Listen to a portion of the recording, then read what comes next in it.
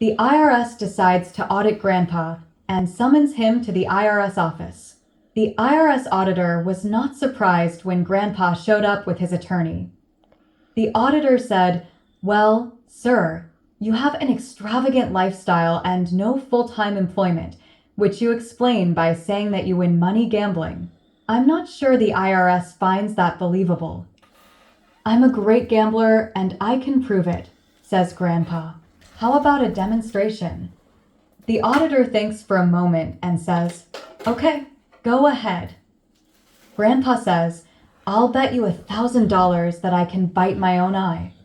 The auditor thinks a moment and says, "It's a bet." Grandpa removes his glass eye and bites it. The auditor's jaw drops. Grandpa says, "Now, I'll bet you $2,000 that I can bite my other eye."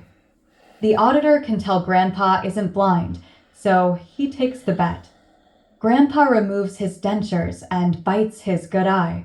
The stunned auditor now realizes he has wagered and lost $3,000, with Grandpa's attorney as a witness. He starts to get nervous. "Wanna go double or nothing?" Grandpa asks. "I'll bet you $6,000 that I can stand on one side of your desk and pee into that wastebasket on the other side and never get a drop anywhere in between." The auditor, twice burned, is cautious now, but he looks carefully and decides there's no way this old guy could possibly manage that stunt, so he agrees again. Grandpa stands beside the desk and unzips his pants, but although he strains mightily, he can't make the stream reach the wastebasket on the other side, so he pretty much urinates all over the auditor's desk. The auditor leaps with joy, realizing that he has just turned a major loss into a huge win. But Grandpa's attorney moans and puts his head in his hands. "Are you okay?" the auditor asks. "Not really," says the attorney.